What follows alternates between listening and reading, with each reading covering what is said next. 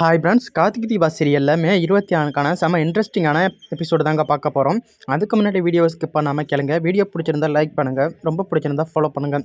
வாங்க ஃப்ரெண்ட்ஸ், வீடியோவில் என்ன நடக்குதுன்னு பார்க்கலாம். ரியா பார்த்தீங்கன்னா குமார்னு ஒரு பையனை கூப்பிட்டு என்னோட கெஸ்ட் ஹவுஸ் இருக்குது உங்களுக்கு தெரியும்ல அப்படின்னு கேட்பாங்க. அதுக்கு உடனே அந்த பையன் சொல்லுவாங்க, தெரியும் மேடம். நீ என்ன பண்ணுறனா யாருக்கும் தெரியாமல் அந்த கெஸ்ட் ஹவுஸில் நைட் ஒரு 10 மணிக்கு போய்த்து ஒளிஞ்சிக்க. அதுக்கப்புறம் நான் சொல்கிற மாதிரி நீ பண்ணு.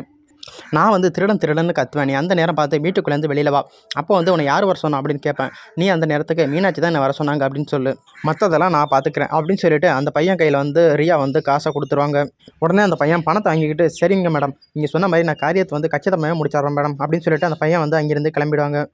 குமார் சொல்ல மறந்துட்டேன், முக்கியமான ஒரு செய்தி. நீ கெஸ்ட் ஹவுஸுக்குள்ளே வந்ததை எனக்கு கால் பண்ணி சொல்லு, சரியா? ஓகேவா? அந்த பையனும் சரிங்க மேடம் நான் கால் பண்ணுறேன் அப்படின்னு சொல்லிட்டு அங்கேருந்து கிளம்பிடுவாங்க. அப்போ உடனே ரியா நினைப்பாங்க, ஏ தீபா, நீ மீனாட்சியை வீட்டுக்குள்ளே கொண்டு வர பார்க்குற, அவளை நான் நிரந்தரமாக வீட்டை விட்டு துரத்தலைன்னு என் பேரையே மாற்றிக்கிறேன் பாருடி அப்படின்னு சவால் விட்டுட்டு போவாங்க. அதுக்கப்புறம் பார்த்தீங்கன்னா ஆனந்தையும் அருணையும் காமிப்பாங்க. அப்போ அருண் சொல்லுவாங்க, என்ன ஆனந்த், நீ நினச்சது ரம்யா கம்பெனியில் நடக்காது பொறுக்கு. அப்போ உடனே ஆனந்த் கேட்பாங்க, என்ன சொல்கிற அருண், எனக்கு ஒன்றும் புரியலையே அப்படின்னு.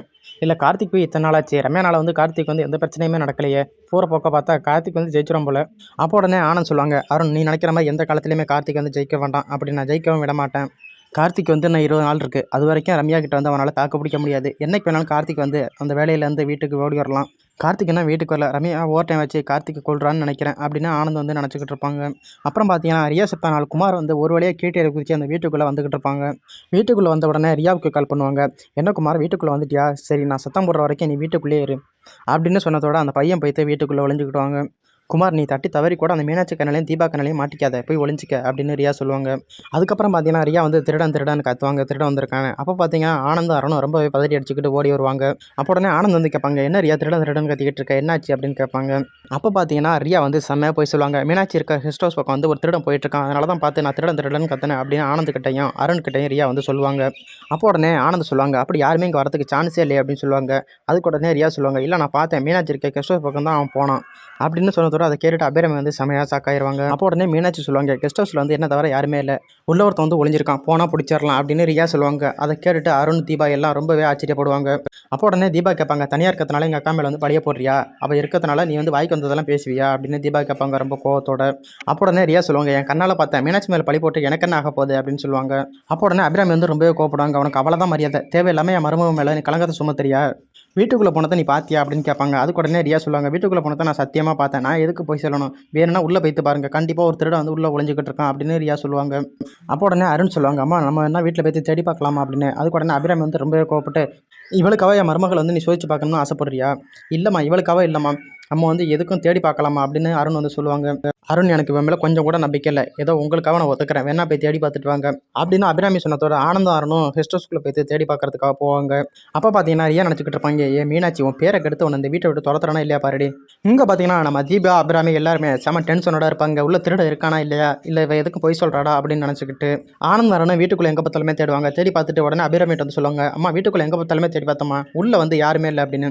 அப்போ உடனே தீபா வந்து ரொம்பவே கோவப்படுவாங்க, உள்ளே யாராச்சும் இருந்ததானே சொல்ல முடியும், எப்போ பார்த்தாலும் எங்கள் அக்கா மேலே பழிய போடுறதே இவளுக்கு வேலையாக போய்த்து அப்படின்னு தீபா வந்து ரியாவை திட்டுவாங்க.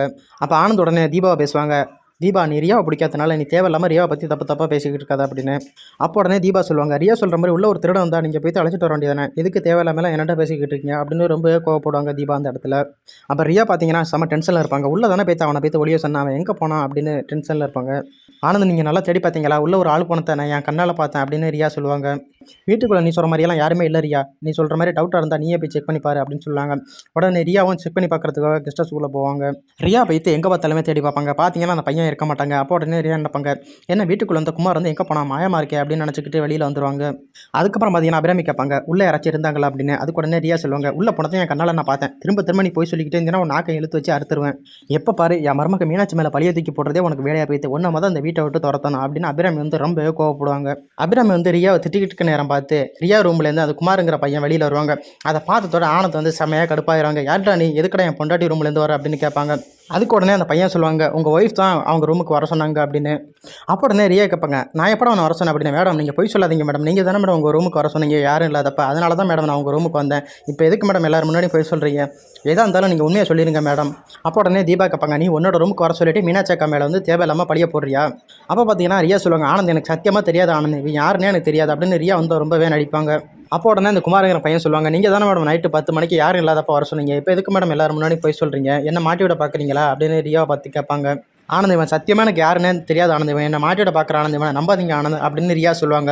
அப்போ உடனே தீபா வந்து ரியாவோட ஃபோனை கேட்பாங்க, அவன் ஃபோனை கொடு அப்படின்னு. ரியா வந்து ஃபோனை கொடுப்பாங்க.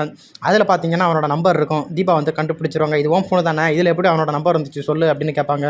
ரியா வந்து என்ன சொல்கிறதுனே தெரியாமல் தீபாவையும் ஆனந்தையும் பார்த்துக்கிட்டு திருன்னு முழிச்சுக்கிட்டு நிற்பாங்க. அப்புறமா ரியா வந்து சொல்லுவாங்க, இவனை வந்து யார் ரூமுக்கு வர சொல்லலை, நான் வந்து வேற ஒருத்தவங்க ரூமுக்கு வர சொன்னேன் அப்படின்னு சொல்லுவாங்க. அப்போ உடனே தீபா சொல்லுவாங்க, நான் தான் இவனை வந்து ரியா ரூமுக்கு வர சொன்னேன். அப்போ ஆனந்த் கேட்பாங்க, நீ எதுக்கு தேவையில்லாமல் ரியா ரூமுக்கு வந்து இவனை வர சொன்னேன் அப்படின்னு. அப்போ உடனே தீபா சொல்லுவாங்க, இரு நான் என்ன நடந்துச்சுன்னு நான் சொல்கிறேன் அப்படின்னு. அந்த குமாரங்கிற பையன் வந்து மீனாட்சி ரூமுக்கு போயிட்டு இருப்பாங்க. அதை வந்து நம்ம தீபா வந்து பார்த்துருவாங்க. அப்போ வந்து அந்த பையனை மடக்கி பிடிச்சி விசாரிப்பாங்க. அவன் வந்து எல்லா உண்மையுமே சொல்லிடுவான், ரியா தான் வர சொன்னாங்க அப்படின்னு. அதுக்கப்புறம் பார்த்தீங்கன்னா தீபா வந்து நீ நேராக ரியா ரூமில் போய் ஒழிஞ்சிக்க அப்படின்னு சொல்லிடுவாங்க அந்த பையன்கிட்ட. அந்த பையனும் தீபா சொல்கிறத கேட்டுக்கிட்டு நேராக ரியா ரூமில் போய் ஒழிஞ்சிக்கிடுவாங்க. இதான் நடந்துச்சு. மீனாக்கா மேலே வந்து பழிய சுமத்தி மீனாட்சி அக்கா வந்து வீட்டை விட்டு அனுப்பணும்னு பொண்டாட்டி தான் அப்படி பண்ணியிருக்கா அப்படின்னு நடந்தது எல்லாத்தையுமே தீபா வந்து ஆனந்துக்கிட்ட தெளிவாக சொல்லுவாங்க. ஆனந்த் வந்து அதை கேட்டுட்டு ரொம்பவே கடுப்பாயிடுவாங்க ரியா மேலே. ஆனந்த் வந்து செம கடுப்போட போய் ரியா கண்ணத்திலே பலார்னு அறைவாங்க. நீ எல்லாம் பொம்பளையாடி, நீ ஏன் பொண்டாட்டி மீனாட்சி மேலேயே நீ பழிய தூக்கி போட்டிருக்க, நீ எல்லாம் பொம்பளையே இல்லடி அப்படின்னு வந்து ஆனந்த் வந்து ரொம்பவே கோவப்படுவாங்க. மீனாட்சி அசிங்கப்படுத்துறதை நினச்சிக்கிட்டு ஒன்னே நீ அசிங்கப்படுத்துற, நீ எல்லாம் பொம்பளையாடி, நீ உன் கண்ணிலேயே நான் முழிக்கக்கூடாது அப்படின்னு சொல்லிட்டு ஆனந்த் பார்த்தீங்கன்னா நேராக அவங்க ரூமுக்கு போயிடுவாங்க. அப்புறம் பார்த்தீங்கன்னா மீனாட்சி சொல்லுவாங்க, என் வாழ்க்கையை தான் பறிச்சிட்டேன், நான் பாட்டு தனியாக தடவை கெஸ்ட் ஹவுஸில் இருக்கேன், அப்புறம் எதுக்கிட்டு என் வாழ்க்கையில் வந்து தேவையில்லாமல் விளையாடுறேன், இனிமேல் என் வாழ்க்கையில் விளையாண்டியா நான் வந்து சும்மாவே இருக்க மாட்டேன் பார்த்துக்க அப்படின்னு சொல்லிட்டு மீனாட்சி அங்கேருந்து கிளம்பிடுவாங்க. அதுக்கப்புறம் பார்த்தீங்கன்னா மறுநாள் பொழுதுபடியும் ரம்யாவை காமிப்பாங்க. அப்போ பார்த்தீங்கன்னா ஃபேக்ட்ரியில் வந்து கார்த்திக் வந்து வேலை பார்த்துக்கிட்டு இருப்பாங்க. அப்போ வந்து ரம்யா வந்து கார்த்திகை பார்த்துக்கிட்டு இருப்பாங்க. ரம்யா வந்து கார்த்திக் கூட என்னென்னலாம் பண்ணுனாங்களோ அதை எல்லாத்தையுமே நினச்சி பார்ப்பாங்க. கார்த்திக் வந்து அவங்களுக்காக வெட்டு வாங்கினது எல்லாத்தையுமே நினச்சி பார்த்துக்கிட்டு இருப்பாங்க.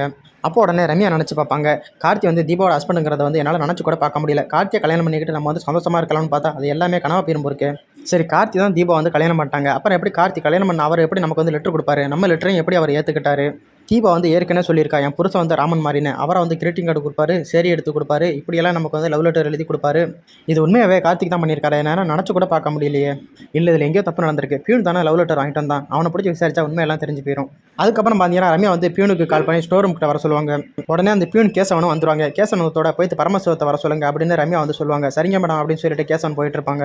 பார்த்தீங்கன்னா பரமசிவம் வந்துருவாங்க. அப்போ உடனே ரம்யா கேட்பாங்க, அன்னைக்கு கார்த்திக் வந்து ஒரு லவ் லெட்டர் கொடுத்தேன், அதை கொடுத்தியா? கொடுத்த மேடம். கார்த்திக்கும் பதிலுக்கு ஒரு லெட்டர் கொடுத்தாங்க மேடம் அப்படின்னு சொன்னதோட ரம்யா வந்து பலார்னு வாங்கி பரமசிவம் கண்ணத்திலேயே அறைவாங்க.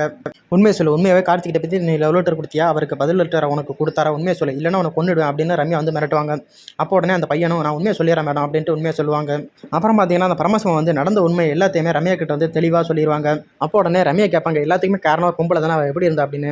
அதுக்கு உடனே அவங்க சொல்லுவாங்க, அவள் வந்து ஒல்லியாக இருந்தா மேடம், அழகாக இருந்தா, அவள் வந்து படித்த மாதிரி இருந்தாங்க மேடம். சரி நீ போ, நான் எல்லாத்தையுமே நான் பார்த்துக்கிறேன், உனக்கு இருக்குது, அப்புறம் நீ என்னக்கிட்டே இருந்துக்கிட்டு என்னையே துரோகம் பண்ணுறீல்ல, சரி நீ போய்த்து அந்த பீனை வர சொல்லு அப்படின்னு ரம்யா சொல்லுவாங்க. அப்புறம் பார்த்தீங்கன்னா கேமராவில் இருக்கிற லாஸ்ட் மந்த் ஃபுட்டேஜ் எல்லாத்தையுமே போட்டு காட்ட சொல்லுவாங்க. அதில் பார்த்தீங்கன்னா ஐஸ்வர்யா வரதை கண்டுபிடிச்சிருவாங்க. அப்போ உடனே ரம்யா நினைப்பாங்க, இப்போ யார் அவள், இப்போ எதுக்கு நான் தேவையில்லாமல் நம்ம லைஃப்பில் குறுக்க வரா, இப்போ யார் என்னென்னு முதல்ல வந்து நம்ம கண்டுபிடிக்கணும் அப்படின்னு ரம்யா வந்து நினச்சிக்கிட்டு இருப்பாங்க. இதாங்க இன்றைக்கான எபிசோட். தேங்க்ஸ் ஃபார் வாட்சிங். Bye bye.